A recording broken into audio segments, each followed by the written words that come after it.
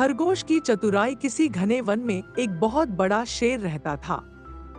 वह रोज शिकार पर निकलता और एक ही नहीं, दो नहीं, कई कई जानवरों का काम तमाम देता।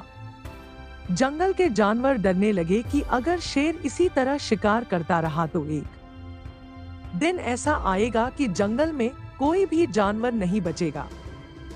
सारे जंगल में सनसनी फैल गई। शेर को रोकने के लिए कोई न कोई उपाय करना जरूरी था। एक दिन जंगल के सारे जानवर इकट्ठा हुए और इस प्रश्न पर विचार करने लगे। अंत में उन्होंने तय किया कि वे सब शेर के पास जाकर उनसे इस बारे में बात करें। दूसरे दिन जानवरों के एक दल शेर के पास पहुंचा। उनके अपनी ओर आते देख शेर घबरा गया और उसने गरज कर पूछा, क्या बात है, तुम सब यहाँ क्यों आ रहे हो? जानवर दल के नेता ने कहा, महाराज, हम आपके पास निवेदन करने आए हैं। आप राजा हैं और हम आपकी प्रजा। जब आप शिकार करने निकलते हैं तो बहुत जानवर मार डालते हैं। आप सबको खा भी नहीं पाते। इस तरह से हमारी संख्या कम होती जा रही है। अगर ऐसा ही होता रहा तो कुछ ही दिनों में जंगल में आपके सिवाय और कोई भी नहीं बचेगा। प्रजा के बिना राजा भी कैसे रह सकता है? यदि हम सभी मर जाएंगे तो आप भी राजा नहीं रहेंगे। हम चाहते हैं कि आप सदा हमारे राजा बने रहें। आपसे हमारी विनती है कि आप अपने घर पर ही रहा करें। हर रोज स्वयं आपके खाने के लिए एक जानवर भेज दिया करेंगे। इस तरह से राजा और प्रजा दोनों ही चैन से रह सकेंगे। शेर को लगा कि जानवरों की बात में सच्चाई है। उसने पल भर सोचा, फिर बोला, अच्छी बात नहीं है, मैं तुम्हारे सुझाव को मान लेता हूँ।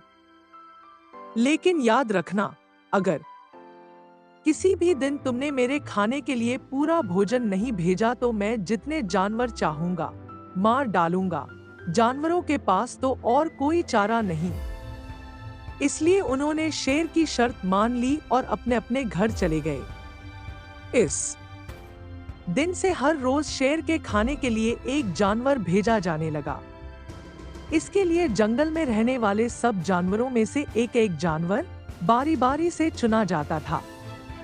कुछ दिन बाद खरगोशों की बारी भी आ गई। शेर के भोजन के लिए एक नन्हें से खरगोश को चुना गया। वह खरगोश जितना छोटा था उतना ही चतुर भी था। उसने सोचा, बेकार में शेर के हाथों मरना मूर्खता है। अपनी जान बचाने का कोई न कोई उपाय अवश्य करना चाहिए और हो सके तो कोई ऐसी तरकीब ढूंढनी चाहिए जिससे सभी को इस मुसीबत से सदा के लिए छुटकारा मिल जाए। आखिर उसने एक तरकीब सोच ही निकाली। खरगोश धीरे धीरे आराम से शेर के घर की ओर चल पड़ा। जब वह शेर के पास पहुंचा तो बहुत देर हो चुकी थी। भूख के मारे शेर का बुरा हाल हो रहा था। जब उसने सिर्फ एक छोटे से खरगोश को अपनी ओर आते देखा तो गुस्से से बौखला उठा और गरज कर बोला, किसने तुम्हें भेजा है? एक तो पिद्दी जैसे हो, दूसरे इतनी देर से आ रहे हो। जिन बेवकूफों ने तुम्हें भेजा है मैं उन सबको ठीक करूंगा।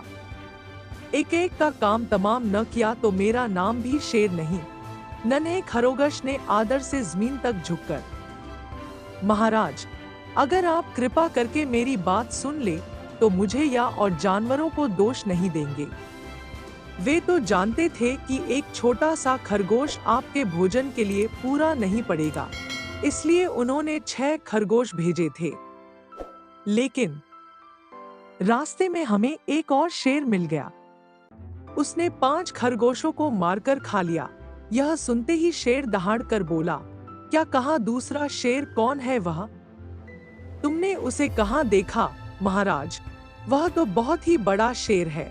खरगोश ने कहा, वह जमीन के अंदर बनी एक बड़ी गुफा में से निकला था। वह तो मुझे ही मारने जा रहा था। पर मैंने उससे कहा, सरकार, आपको पता नहीं कि आपने क्या अंधेर कर दिया है। हम सब अपने महाराज के भोजन के लिए जा रहे थे, लेकिन आपने उनका सारा खाना खा लिया है। हमारे महाराज ऐसी बातें सहन नहीं करेंगे। वे जरूर ही यहाँ आकर आपको मार डालेंगे। इस पर उसने पूछा, कौन है तुम्हारा राजा? मैंने जवाब दिया, हमारा राजा जंगल का सबसे बड़ा शेर है।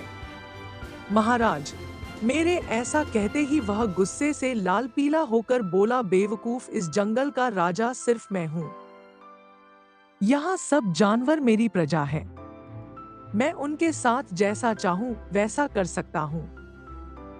जिस मूर्ख को तुम अपना राजा कहते हो, उस चोर को मेरे सामने हाजिर करो। मैं उसे बताऊंगा कि असली राजा कौन है। महाराज, इतना कहकर उस शेर ने आपको लिवाने के लिए मुझे यहाँ भेज दिया। खरगोश की बात सुनकर शेर को बड़ा गुस्सा आया और वह बार बार गर्जने लगा। उसकी भयानक गरज से सारा जंगल दहलने लगा। मुझे फौरन उस मूर्ख का पता बताओ, शेर ने दहाड़ कर कहा। जब तक मैं उसे जान से न मार दूंगा मुझे चैन नहीं मिलेगा। बहुत अच्छा महाराज, खरगोश ने कहा, मौत ही उस दुष्ट की सजा है। अगर मैं और बड़ा और मजबूत होता तो मैं खुद ही उसके टुकड़े टुकड़े कर देता। चलो, रास्ता दिखाओ, शेर ने कहा। फौरन बताओ किधर चलना है। इधर आइए महाराज, इधर। खरगोश रास्ता दिखाते हुआ शेर को एक कुएं के पास ले गया और बोला, महाराज, वह दुष्ट शेर जमीन के नीचे किले में रहता है। जरा सावधान रहिएगा। किले में छुपा दुश्मन खतरनाक होता है। मैं उससे निपट लूंगा। शेर ने कहा, तुम यह बताओ कि वह है कहाँ? पहले जब मैंने उसे देखा था तब तो वह यहीं बाहर खड़ा था। लगता है आपको आता देखकर वह किले में घुस गया। आइए मैं आपको दिखाता हूँ। खरगोश ने कुएं के नजदीक आकर शेर से अंदर झांकने के लिए कहा। शेर ने कुएं के अंदर झांका तो उसे कुएं के पानी में अपनी परछाई दिखाई दी। परछाई को देखकर शेर जोर से दहाड़ा। कुएं के अंदर से आती हुई अपने ही दहाड़ने की गूंज सुनकर उसने समझा कि दूसरा शेर भी दहाड़ रहा है। दुश्मन को तुरंत मार डालने के इरादे से वह फौरन कुएं में कूद पड़ा। कूदते ही पहले तो वह कुएं की दीवार से टकराया, फिर धड़ाम से पानी में गिरा और डूबकर मर गया। इस तरह चतुराई से शेर से छुट्टी पाकर नन्हा खरगोश घर लौटा। उसने जंगल के जानवरों को शेर के मारे जाने की कहानी सुनाई। दुश्मन के मारे जाने की खबर से सारे जंगल में खुशी फैल गई। जंगल के सभी जानवर खरगोश की जय जयकार करने लगे। दोस्तों, आपको ये कहानी कैसी लगी कमेंट में हमें जरूर बताएं। मुझे आशा है कि आपको इस कहानी से बहुत सीख मिली होगी। तो चलिए मिलते हैं अगले वीडियो में, तब तक के लिए जय हिंद।